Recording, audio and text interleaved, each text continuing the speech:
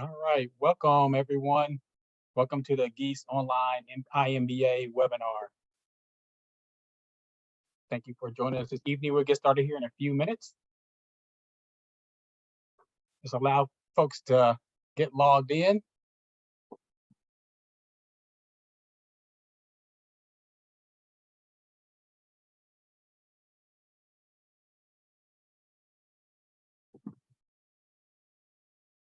In the meantime, while we're waiting for everyone to get logged in, go ahead and in the chat, go ahead and let us know where you're chiming in from. We love to see where people are listening in from, so feel free to put your location.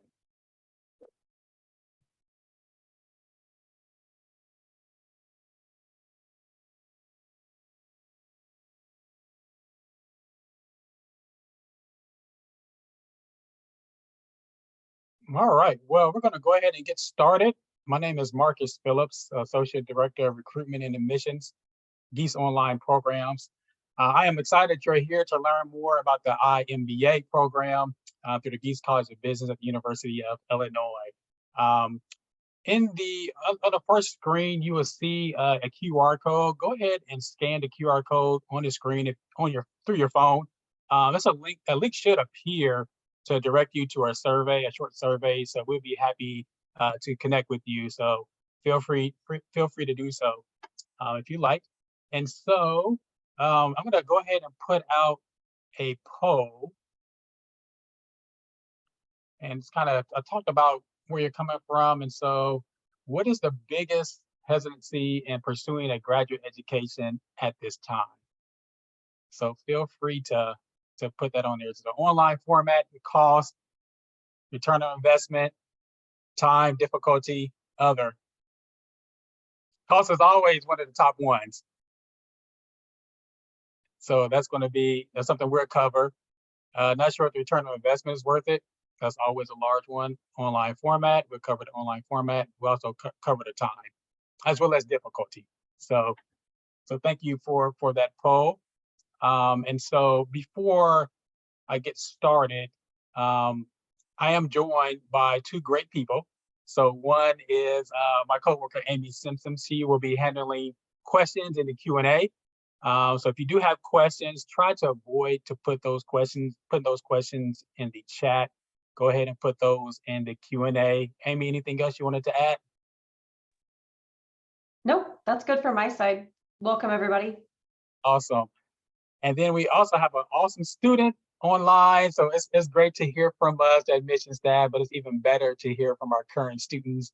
So Pietro, if you want to go ahead and introduce yourself and let them know your graduation date, your career background, and maybe something about the program that you just really enjoyed.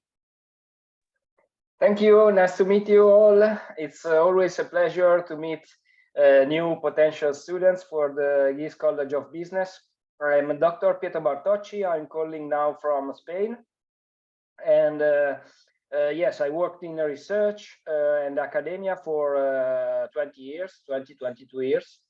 And I joined the program in May 2021. I'm now a sophomore, and I will graduate in May 2024, obviously the iMBA program.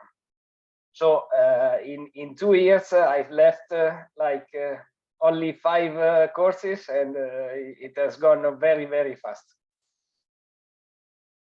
Great, thank you. So Pietro will be here to talk about his experiences again. So definitely be sure to ask questions of him. And so the agenda for today will be an overview of Gies Business Online, and then we'll do a little program overview about the iMBA program. I'll touch on the curriculum and content as well. And then towards the end, I'll touch on application tips and tricks. And then we'll conclude with a Q&A with our team. So we've got a lot to cover this evening. And so thinking about online programs, first and foremost, we just thank you for being here. There's so many online MBA programs that are out there. And so we just thank you for taking the time to listen to what we have to offer. There's three, I would say, strong qualities, our main qualities of our online programs, which include the iMBA program. And so number one is the flexibility, right? So our iMBA program is 100% online. So there's no residency requirement. We will talk about how you can, be engaged as a learner and still be able to make a trek to campus. But in terms of your coursework requirements, there's no residency requirements, 100% online. Our programs are stackable. And so we have had students start off, taking a course, and I'll touch on this here shortly, into a certificate, into a degree program, and then online by design. And so we started iMBA program in 2016 prior to the pandemic. So this wasn't a program that was just thrown together, right? So we actually suspended our residential program, put all of our resources into our iMBA program.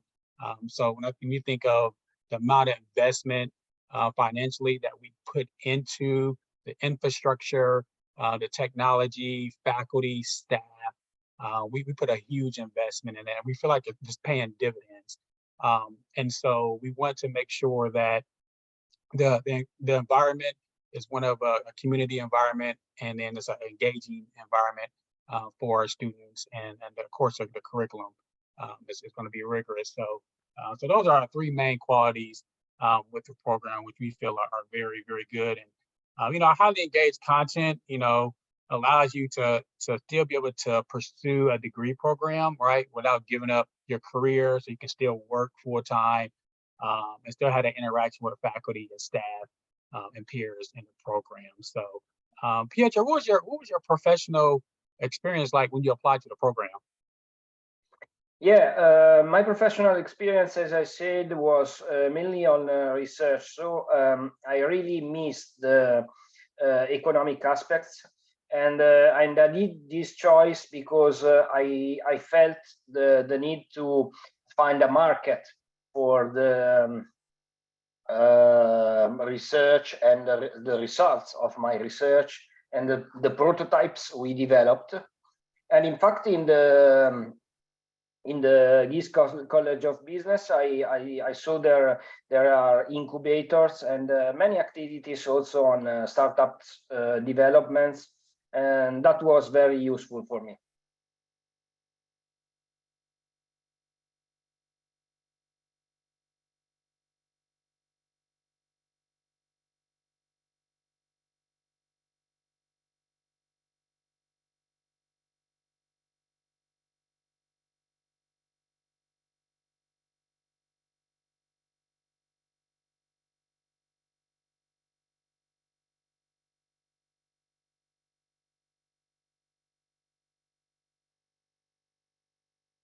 Marcus, sorry to interrupt. I think you're muted still. Thank you, Amy. Yes. And so, going on to our stackable build, some students will start off directly in a degree program, which is great. However, we have some students who will start off taking a free online course, as you can see on the screen. So these massive open online courses that we partner with through Coursera allow students to take courses, at their own pace, right? And then eventually they may want to go into a high engagement course for credit. And then eventually they may want to go into a graduate certificate. So everything is stacking. And then eventually they may take that grad certificate and apply it to a degree program like the iMBA degree program. So we try to meet learners where they're at in their journey, in their educational journey. So some of you out there may want to go directly into the iMBA program. Others may take some baby steps to get into the program. And so you can do that without losing time and credit. And so I just wanted to share that with you. We do have a couple we actually have 5 graduate certificates on digital marketing, strategic leadership and management, accounting, data analytics. And then we have 2 new ones, accounting foundations and CPA pathways. So some students may want to just start off that route and then build into the iMBA program. So I just wanted to share that. And then again, this is just different ways, right? A variety of ways that you can stack and build just based on the color code there. So let's talk about the program. So the iMBA program of course, it delivers a degree from a premier university, and the University of Illinois is one of the top public institutions in the U.S. Of course, our program is fully online. Definitely heavy personal interaction, not only with your peers or other students, but with faculty. And of course, the big piece of it is, right, I saw a lot of people mention cost, right? And so I personally feel that our program is hard to beat, hard to match, based on the quality of the program, the engagement, at the price point. So the total cost is a little bit over $23,000 for the entire program. Okay, and this is in US dollars. One benefit of the way our tuition and fees are structured, you don't have to worry about paying the total cost up front. It's a pay as you go program. So basically, you pay for how many classes you actually register for. Okay, and I think that can help alleviate some of the financial stress where you don't have to come up with all the money at one time. You can pay as you go. So of course, again, it's one of the most affordable, high quality programs out there. And again, it takes 24 months to complete, or you can extend to 36 months. It's totally up to you. 2.5 years, I would say, is the average time it takes our learners to get through the program. Students have up to 5 years to complete the program. And again, it's up to you. Life happens. We have a large number of students that are professionals with families. And so some students may take one course for 8 weeks. Some may take 2 courses per 8 weeks. Depending on their job or life, you may have to take off an 8-week term or what have you. And so we try to be flexible. And of course, we have 4 intake dates. So we try to offer pathways into the program, throughout the year, and the months are listed below. And so, so we try to add that flexibility there, not only in terms of completion, but when you start the program. So here's just a couple of numbers I want to throw out there. So average age is 37. And again, we have experienced professionals in the program. So as you can see, there's 11 years of work experience. And we have a great representation. So I see it as a global community, where we have students from obviously all 50 states represented, but over 90 countries. And not only in terms of geographic location, but in terms of sector, right? Where our students are coming from. Yes, we have students representing, Fortune 100 companies. We have quite a few of them, but we also have students, who are in various industries, from mom and pop shops to medical doctors to pilots. So there's a range of folks, which is great, and it kind of adds to the richness, of that learning environment. And so there's definitely something you can take away when you think about our particular program. And then lastly, just one more set of numbers, 98% are satisfied with the program, which is really, really high. And as you can see, quite a few of our students receive job promotions while they're in the program. And I think a lot of that had to do with the level of engagement with our students. They are very active student body. And so they tend to help each other out. And so one number is not on the screen I wanted to share with you. I know 95% of our graduates said they applied lessons, from the iMBA program to their work. So when you think of the return on investment, I know that was highlighted in the first poll. Students had the opportunity. Pietro, can you talk about, maybe give an example of, how you're able to take the theory from the classroom and apply it to your daily work? Yes, absolutely. I choose to have my specialization on data analytics applied to accounting and marketing. And this was very useful for me. I'm finishing this. This was a choice specialization, and I submitted the last assignment today, and I'm looking forward to receive the certificate, because when you finish the specialization, you will have a certificate that you can put on your LinkedIn account or whatever you want. And this will give me a really up-to-date skills and very required skills from the market, for example. I'm very happy of this. Great, great. Love to hear that.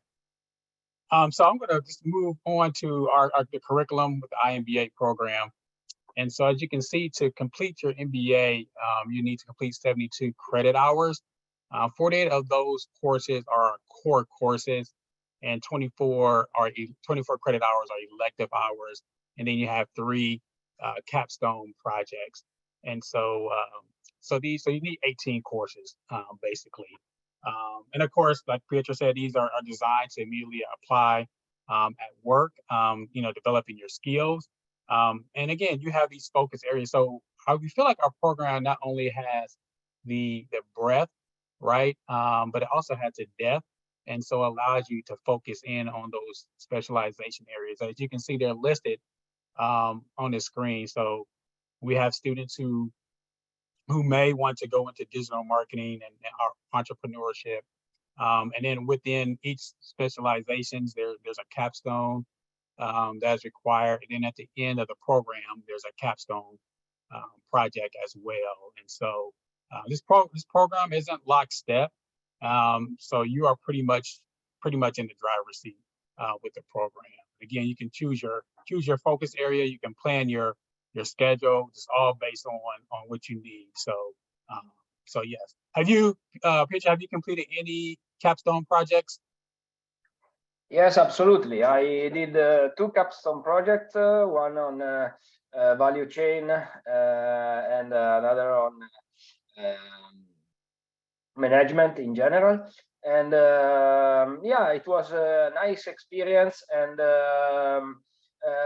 let's say I was quite worried before beginning, but these are works that you do in group. And usually my groups were very good, and they all worked very well. So for me, it was less work than I thought. For example, it was very nice to do and interesting. Yeah. Great. And so I'm going to talk a little bit about, the what makes up the Coursera component, what makes up the engagement component. So the Coursera component is that first component of your coursework. It's kind of like your virtual textbook of the class. Okay. And so these are going to consist of videos, self-assessed quizzes, assignments, peer evaluation. So this provides kind of like that foundational knowledge of the course.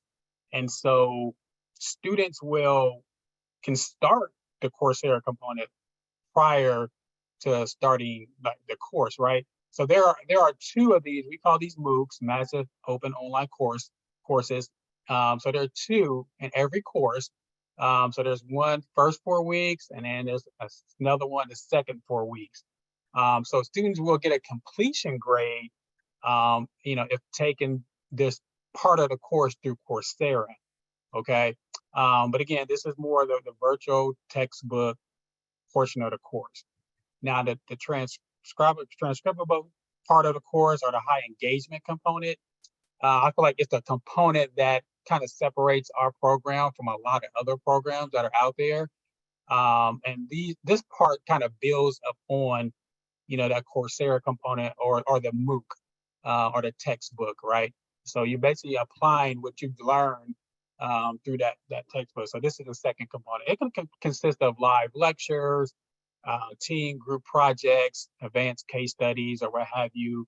And during the live session, there's breakout time or what have you. Pietro, can you kind of talk about, or can you kind of describe what entails a live session and how often professors tend to offer those? Yes, live sessions are very interesting. I have to say that during my study, I missed 1 or 2 lessons in the whole program. So I always participated a lot, and obviously they are different depending on the professors. I remember that in marketing, marketing management, we began with a song, for example, at the beginning of the lesson to to feed your creativity, because in a way you need these skills in marketing. And yes, we talk about also in microeconomics. It was great because the professor, each lesson began showing a part of the campus. So it was like being there. I learned about the Siebel Center on Design, Granger College of Engineering, all the things that are in campus. I really felt like I was in Urbana-Champaign, let's say so. Yeah.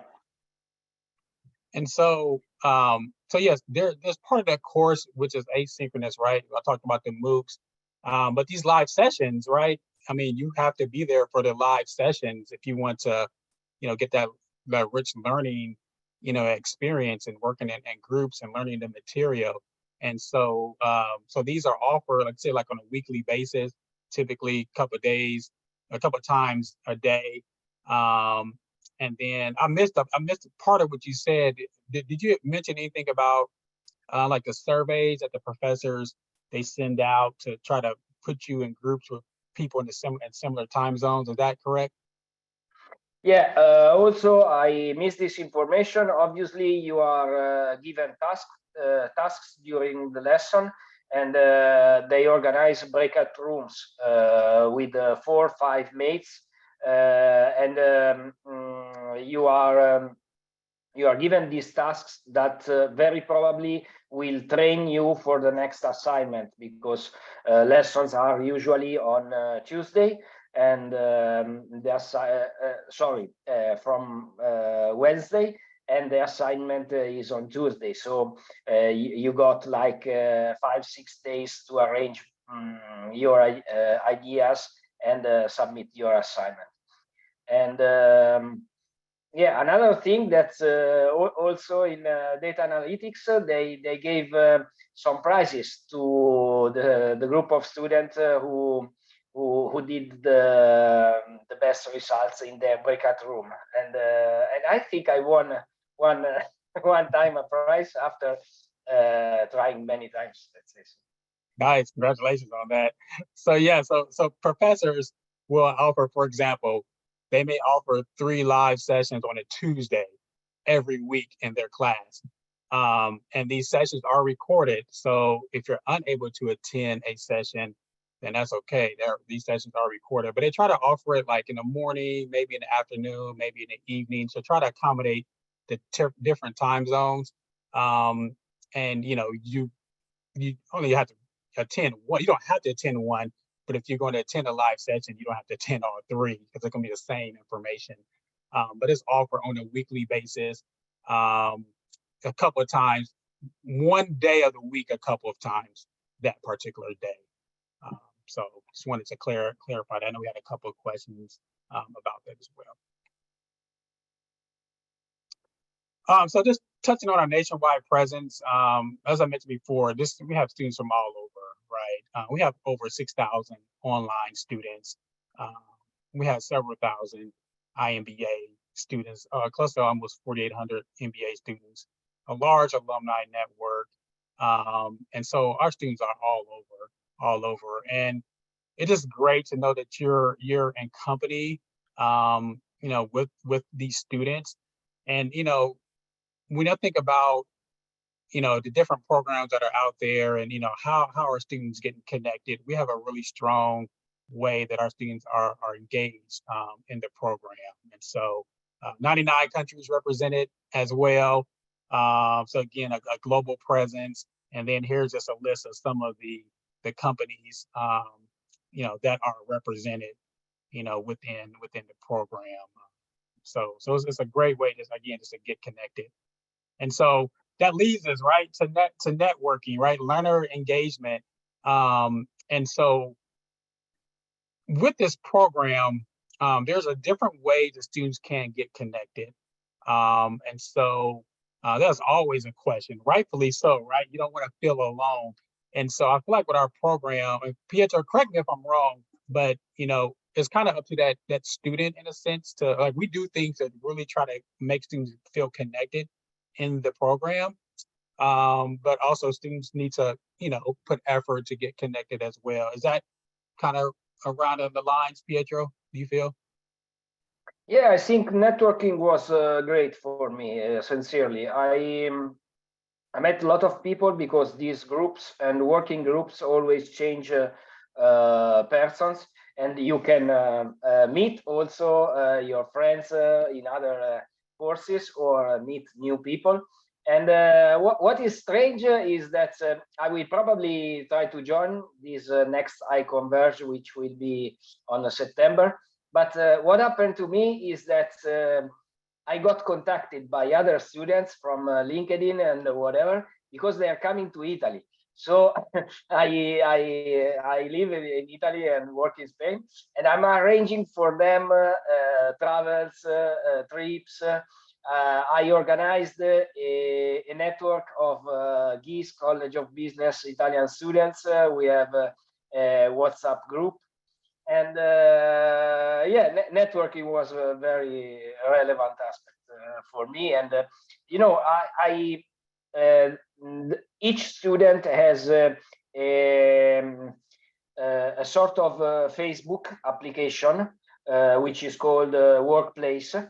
And also in this workplace, I met really many students that were very important for my career. Because, for example, I met students who I have important roles in research centers in the US, and we are doing really right now projects together, application between Europe and US. So it was a very nice opportunity. Great. And so there are opportunities that Gies leads, right? So we have our iConnect, we have so these are kind of like meetups across the U.S. Where we have like a featured speaker. It can be someone in leadership or an alumni in a certain location, and we invite learners to attend. There's also immersion events where students had the opportunity to apply what they learned in the classroom in a certain location. And then, like Pietro mentioned, there's iConverge, and so these are Gies-led opportunities. But then students, like I said, we have very active student body. So student-led opportunities that we have nothing to do with. Our students organize all these events, right, and meetups and so forth. So through workplace, group work, or what have you. So there's definitely ways that you can connect. Here's a photo of our Seattle immersion, and so this group of students travel. I think it was around 30 or 40 students went to Seattle and connected with some local companies in the area, and actually the NHL expansion team.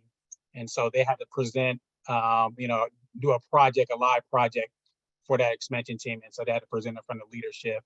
And so this can take place of your capstone as well. And I was in Houston in January. And so our students, we had an immersion in Houston, and we had students, do live projects for the space industry and the oil industry. And again, they had to present in a competition, right, in front of leadership of these organizations. And so basically a great way to obviously learn the material, apply the material, but also just make those connections, right? Engage with learners. And so you're not landlocked. We had like 3 or 4 students from Canada come down to our Houston immersion event, right? So you're not limited to attending these events based on where you're located. And so a great way to explore like the local community in the city. So it was a really, really great time. So that's immersions, right? And then we have additional ways to get connected. And I think iConverge is a big one for our students. So this is, like Pietro mentioned, just our annual networking and professional development event. I think this year is going to be in the end of September. Last year we had over 500 learners. We have 12 students from Singapore attend iConverge. And again, just to see each other in person, a lot of networking, see the professors in person, leadership in person, see us in person. And it was so great just to kind of connect on our campus in Champaign, Illinois. And so again, just another way that we try to, build community within our online programs. We attended the football game and won, so we were all excited about that as well. And some students had never attended a football game in the U.S., so it was a great experience for them. And they also got their little photo ID. So I thought a lot of students thought that was pretty cool. And then workplace is just a great way to connect again. The stats I mentioned earlier, like the 61% promotion, things of that nature, I think some of that has come through workplace, right? We have people in so many different sectors and job titles or what have you. And it's a great way to connect and network. And so, again, this is another way that students, within our community, as you can see, there's some posts that are on that screen about connecting through workplace, maybe job offers, negotiation assistance, things of that nature. So another great way to get connected. And then student meetups, again, these are organized, by our students, and kind of like Pietro was saying, how people would come to Italy and connect that way. Again, and we have this all the time. Our students are always, I was just in New York in January. We had some students talk about meeting up, in New York and forming a New York meetup group or what have you. And so, so our students are very active. And so if you want to get connected and you want to network and build community, you can definitely do so in our program, because there's so many students who want to do that. When we were in Houston, we had students drive from San Antonio, Austin, Dallas, Fort Worth to come down, to the iConnect event or what have you. And so it was just a great time and a great way to get connected. One thing I wanted to point out as well is the fact that, of course, you have faculty there to support, you have your peers to support, but we also have a student academic success team within the program. And so these are professional advisors that are just strictly for our online learners. And so they are here to kind of assist and guide and direct you through the program, whether it's class selection, whether it's trying to understand policies and procedures. That's what they're here for, right? And so if you have a quick question, there's express advising. If you need a more in-depth, conversation, you can schedule one-on-one appointments or what have you. So that's something that I think some people don't realize, with our online program, but that is definitely available. Pietro, have you taken advantage or need to take advantage of the SES team? Yes, absolutely. At the beginning, it was very difficult for me to choose between the core specialization and the elective specialization. So I choose to book one first meeting online, but in person with the team. And I also this was useful for me to make my degree plan. So to choose all the courses and select them in a way that it was feasible for me, no huge workload. And then I checked my degree plan on the beginning of the second year to have some confirmation. Once I was in the program and I was beginning seeing the different courses, I choose to change, to make some changes to the specialization I choose. And they did really a great job, because if you think now, I have more than 1 year to finish the program, and almost 4 or 5 courses left. So I made a lot of work in the first 2 years, and I left the third year very smooth, because I'm now busy also, and it was a great organization for me, great advisors. Great. And so kind of cover the program in itself. You talked about, the benefits of the program, talked about some stats, some numbers, talked about the curriculum, and talked about the learner engagement and then support that is offered through our program. That was a lot I shared within like less than 40 minutes. But towards the end, if you do have questions, we can answer some questions. You can always contact us or what have you. So what about the application process? And so I'm going to throw a poll on here to kind of get an idea. What part of the application is the biggest hurdle, would you say, if you are thinking about applying or started to apply? Personal statement is, we get a lot of that. Okay, I will cover personal statement, transcripts, references, scholarship essay.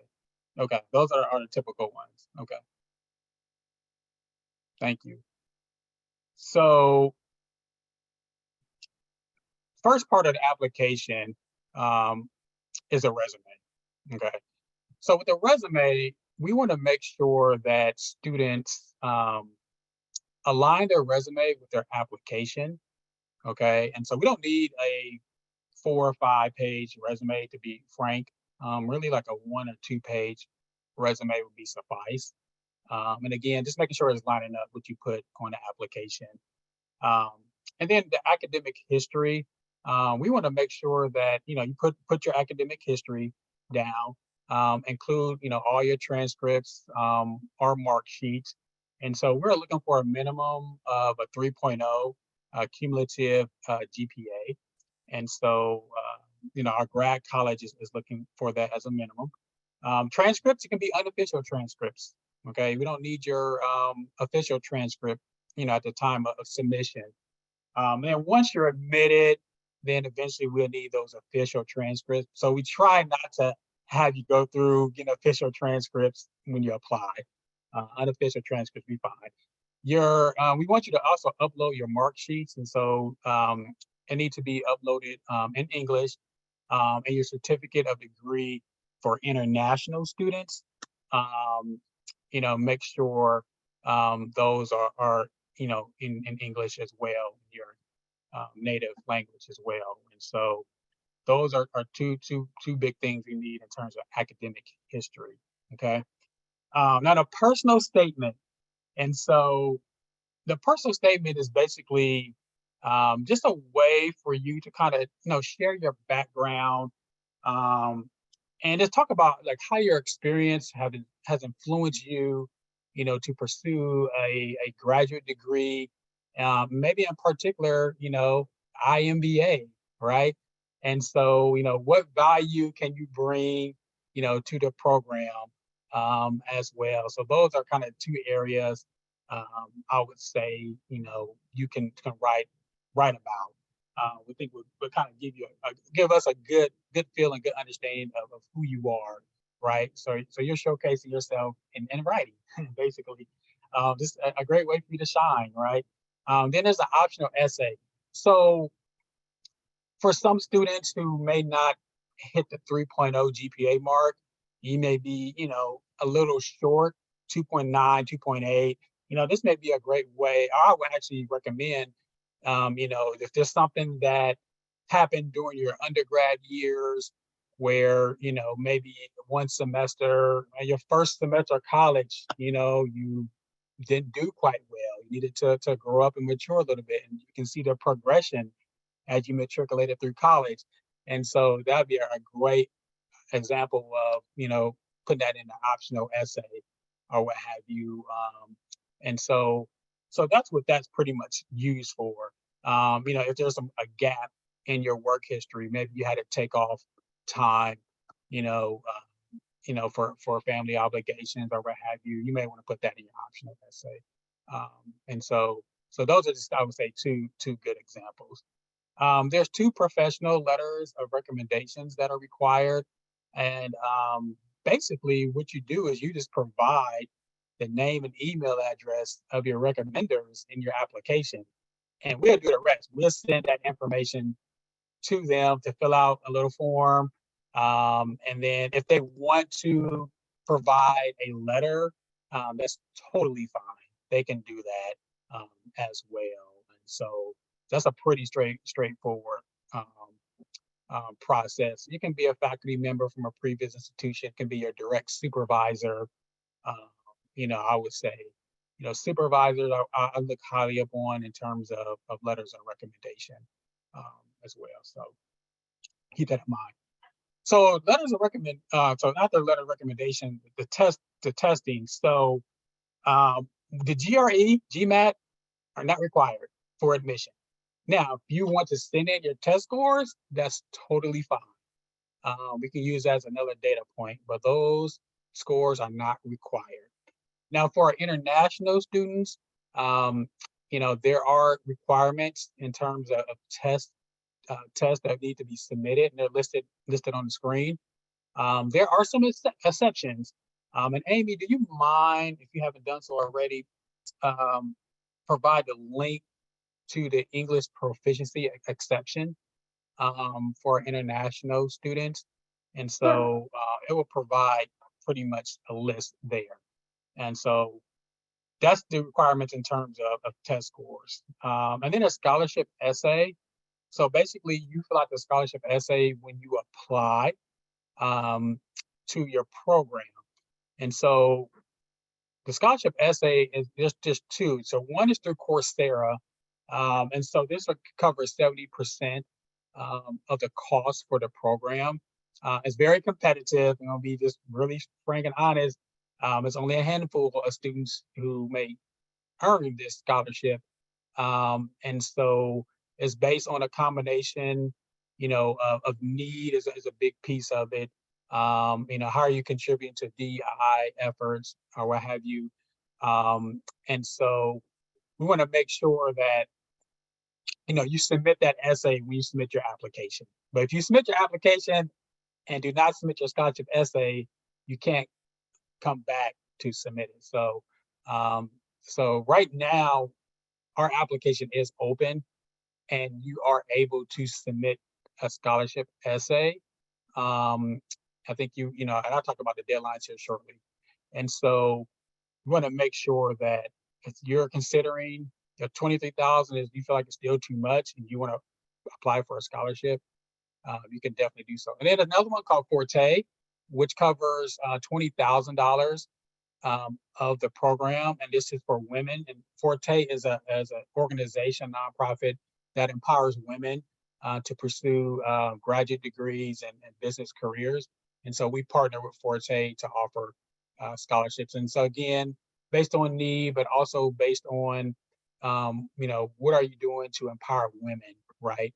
And so those are two scholarship opportunities.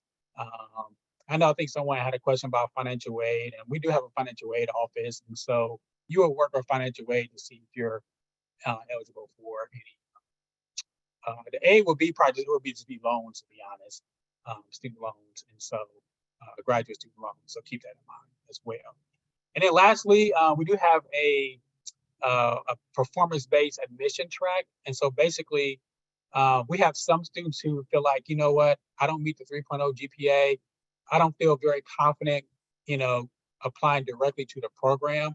There's an alternative route. You can actually apply to the performance-based track where you will take 3 courses, one at a time. And then if you earn a B or better in 2 of those 3 courses, and then you can be admitted directly into the degree program. For some students are recommended for this program through the review process. And so we do have an admission committee that will review applications and refer students to the performance-based track. So there could be a pathway in if you're not admitted directly into the program. I know it's a lot of shit. And then here's a review process. So basically, we have a staff that will, review your application to make sure all required materials are in. And then towards the end of once everything is in, you will interview with one of us here in admissions. And it's probably one of my favorite parts of my job, more so because I get a chance to meet students from all over the world and just have a nice, just great conversation. And, you know, they're pretty casual, 15 to 20-minute interview, and just a way to just get to know you, you know, virtually, see how you engage, you know, in a virtual environment. And, you know, just a way for you to kind of to tell your story and tell us why, you know, you're pursuing a graduate degree, and why you're interested in our program and what can you bring to the table. And so, so that's pretty much what it consists. Pietro, how was your interview? And you know, was it nerve-wracking? Was it relaxing? How was it? Yes, I confirm it was very cool. And it was also for the student applying is the first relationship, the first experience he has with the program. And we talk about my motivation about the program. And I remember for the interviewee, it was a very important aspect that I was already using Coursera. And actually, I discovered about the iMBA by using Coursera. That was my linkage.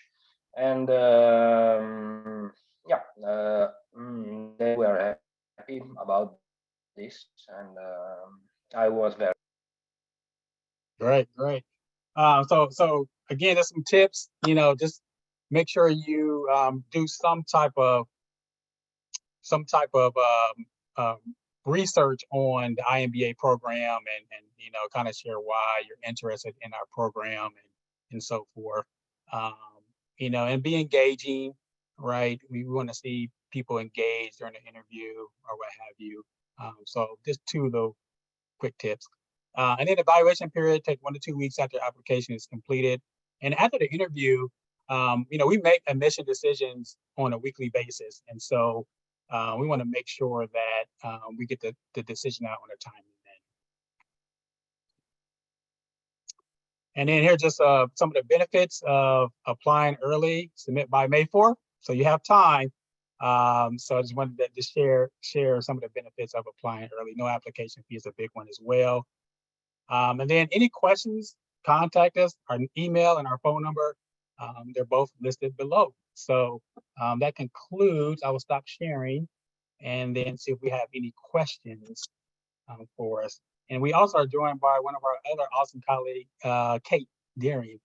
And so let's see if we have questions. One question I forgot to answer about being ranked. So our dean decided not to participate in the U.S. News World and Report rankings.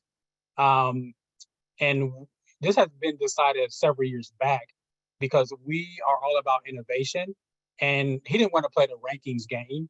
And so, matter of fact, our executive associate dean and our associate dean were actually talking last week in our State of the Programs webinar, and they spoke to several of their colleagues at other institutions who participate in those rankings.